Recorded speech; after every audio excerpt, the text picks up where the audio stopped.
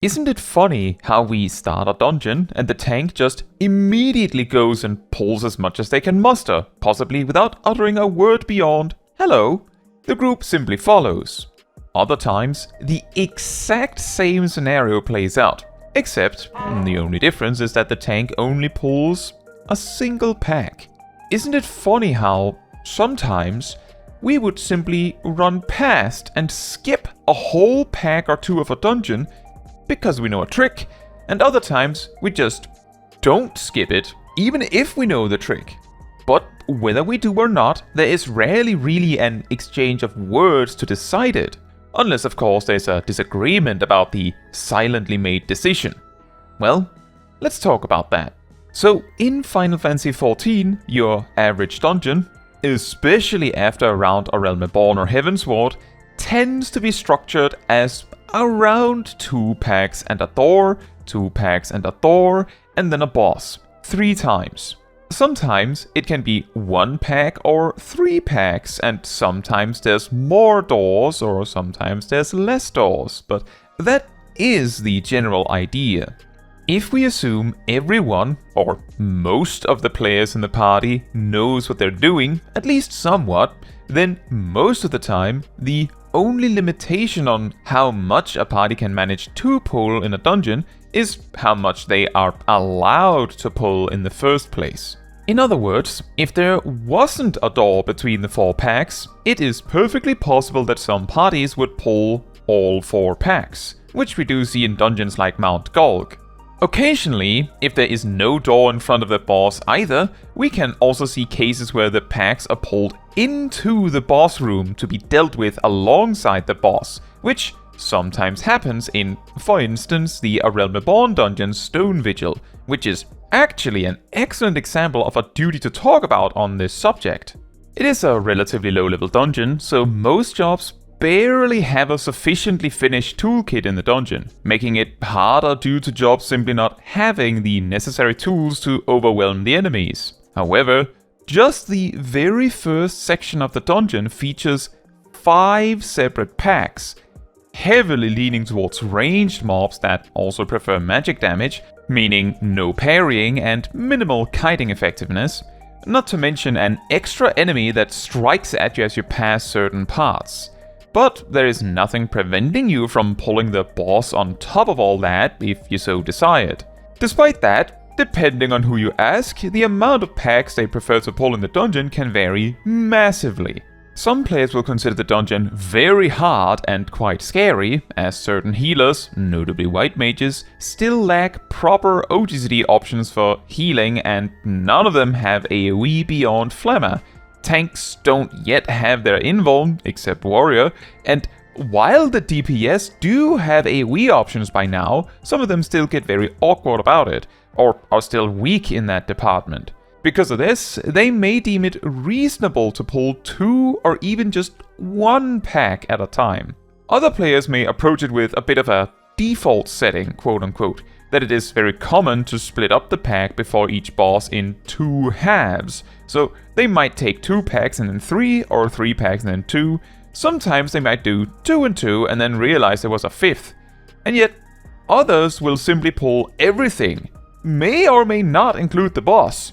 What is interesting about this is that I'm sure you nodded in agreement to at least one of those, and you may even have looked on in shock and horror for one or both of the other 2. Pulling everything with randoms? Are you insane? Or alternatively, 1 pack? What is this, baby mode hour?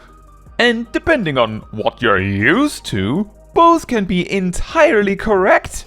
Pulling methods. The exaggerated reactions maybe not.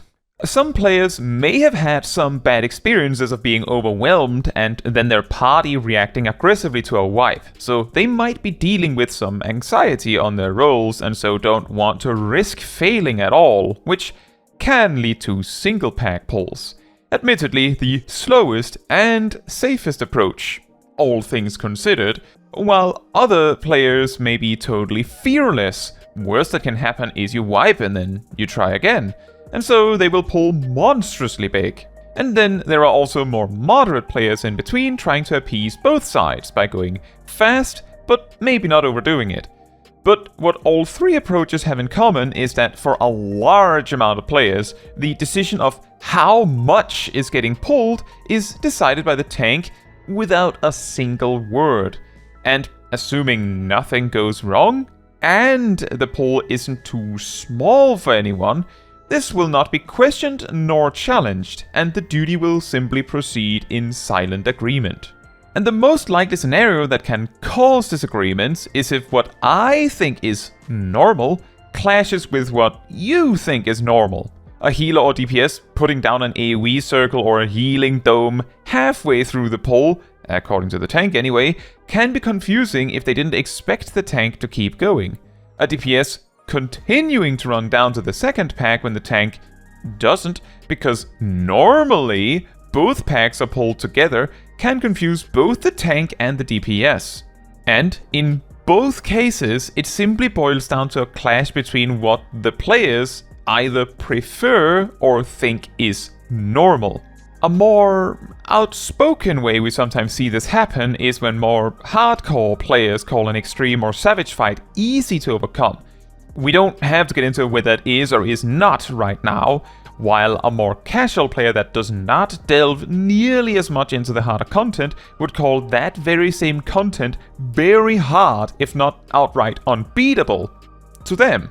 And both can be correct, because both are ultimately about different normals. The more hardcore player presumably has surrounded themselves with other like-minded players and presumably has the experience to manage the challenge the duty offers. Meanwhile, the more casual player presumably has surrounded themselves with like-minded players that equally would find these harder duties too hard. And the fact they probably have little to no experience with it does not help either. In a way, this is the same kind of clash of normal when one player in a dungeon party wants to pull a lot while another wants to pull very little.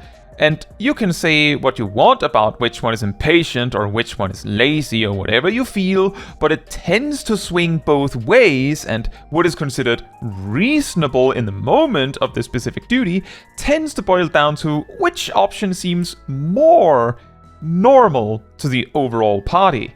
Another interesting perspective to this kind of communication, one you maybe don't think of nearly as much nowadays with how linear most duties are, is the amount of things we tend to skip in a duty on the path to clearing it as quickly as possible. Granted, by Stormblood, dungeons just don't have optional side paths beyond maybe a chest slightly to the side. And even by Heavensward, it was rare for a dungeon to have any side paths. But if we take a moment to look at just some of the leveling dungeons of A Realm Reborn, we actually silently skip a large amount of the duties, either because it is off the main path, or because it is simply faster to skip it.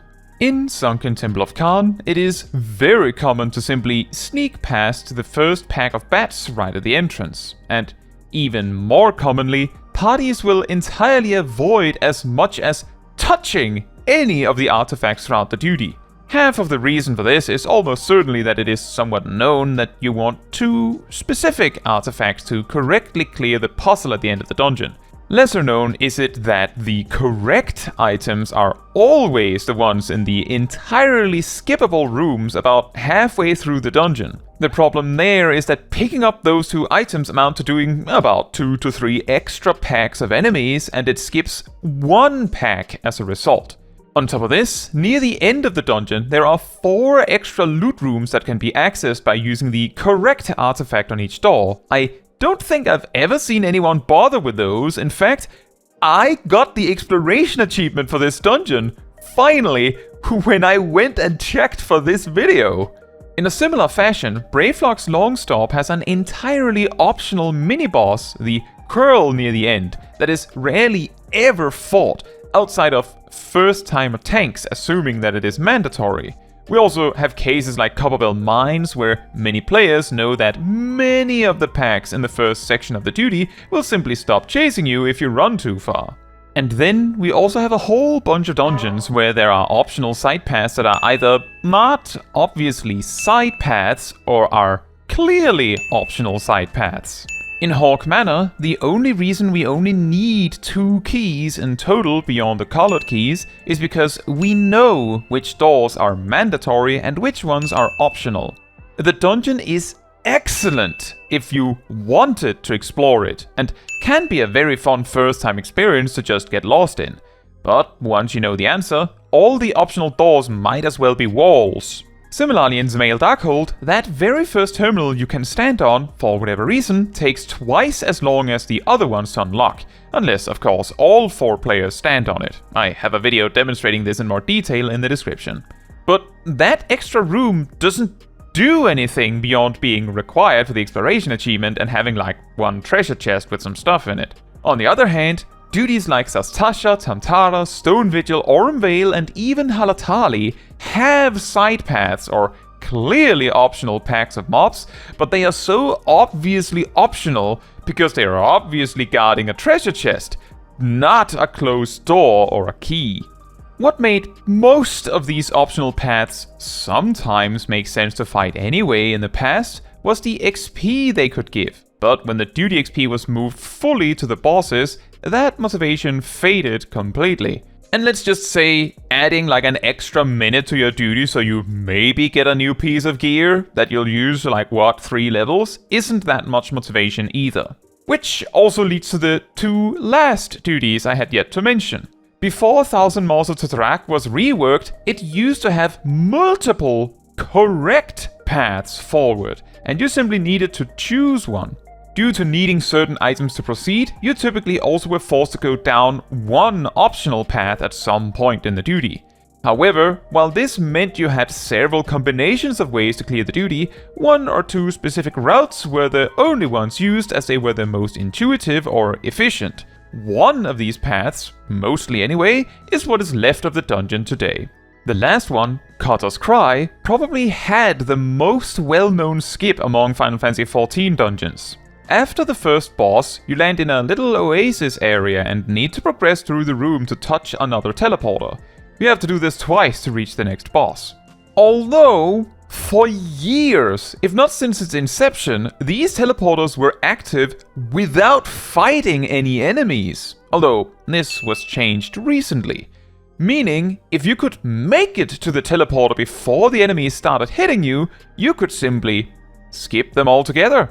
This strategy made less sense back when mobs gave experience, as some players might want to stand and fight while others would rather skip. But now that they gave no relevant rewards, there wasn't really a good argument for fighting the mobs in the first place. And so the silent assumption became that, well, we obviously skip the mobs, making the duty rather confusing for first-timers. A fascinating detail as we wrap up this sort of sidetrack about silently assuming skips in duties is the fact that the Grand Company hunting logs, which are mandatory for progressing the Grand Companies, sometimes have dungeon mobs on their list. In particular, the Maelstrom Rank 2 log has bats from the Sunken Temple of Khan on the list. You know, the bats that are skipped right at the start of the duty. There's plenty more bats than just those, but it is interesting to note. Meanwhile, the Immortal Flames Rank 2 log has Sabotender Deserters from Cutter's Cry on their list. And where do you think those are situated? That's right. All of the Sabotenders in the duty are in the skipped part. But to be fair, this detail matters at most once per player character, and for most, it never matters. They can simply run the duty unsynced later if they so desire, or, you know, ask to fight those mobs. But would that even work, I wonder? Now, while we may often have some odd, silent disagreements about how a duty should be ran, depending on our own preferences and what we think is normal, it is sometimes interesting to see how the game itself has been somewhat structured around what appears to be most normal, quote-unquote, very rarely giving opportunities like Mount Golg to break that mold. In some ways, the design of duties and mechanics has somewhat forced a specific normal to take shape. You see, in actual A Realm Reborn, a somewhat common way to rush through max level dungeons, or at least some of them, was to have the tank pull the mobs while everyone else carefully tailed behind, not getting into combat. The tank would simply dash all the way to the boss room with the party and then promptly die. The tank could then be safely raised, the party having skipped every mob preceding the boss. Not only was this very fast, but this saved on equipment durability costs, as every enemy defeated could cause durability loss, which was actually kind of expensive, relatively speaking. You may notice that around late Heavensward to early Stormblood, the option to pull the boss alongside packs sort of vanishes, as the boss is almost always hidden behind a door that opens by clearing the pack. This is almost certainly a design decision that curbed the option to death march the mobs to skip them altogether. And as a result of this option also being rather boring, and without communication, easy to mess up, the fact the strategy didn't work in more and more duties, and technically also skipped XP in leveling duties back then, presumably made it fall out of favor and become less normal. At the same time, because most dungeons have their 2-pack boss design, it becomes more normal to run even dungeons that don't enforce this style, in this way of splitting the packs up into halves. However, I suppose for the sake of entertainment that it is good that death marching past the majority of dungeons didn't return as normal when dungeon mobs stopped giving XP. Because once something becomes the normal, it can be difficult to do anything else, even if that something else would be more fun. But what do you think? Do you like how the game sort of decided to mold itself to fit a very specific quote-unquote normal, making it easy to find common ground with the party without communicating due to a lack of other options to choose from? Or do you like it better when the dungeons get a little bit weird with it, like optional paths or alternative paths, or more flexibility in how much you're allowed to pull? For me personally, the greater the part of my party that are people I know, the more I lean towards the more flexible design. That is for certain. But I would love to hear your not silent opinion in the comments. Now, that is all for this video. Thank you so much for watching. If you would like to support me and my channel more directly, you can become a member like these wonderful people here. You can also alternatively support me through Ko-Fi, link in the description. You can also support the channel by letting the YouTube algorithm know by liking the video, leaving a comment, subscribing, sharing, and hitting the bell to get notified when next I post a video. Fun fact, before the rework of Brayflog's Long Stop, not only did the optional quirl shortly before the final boss have loot behind it, but there was another one shortly before the third boss in one of the now completely vacant side paths, which equally protected loot. This loot was usually class-specific rings that gave a bit of resistance to something like slashing resistance depending on the class. The loot could also be ethereal equipment, you know, the pink stuff with random extra stats.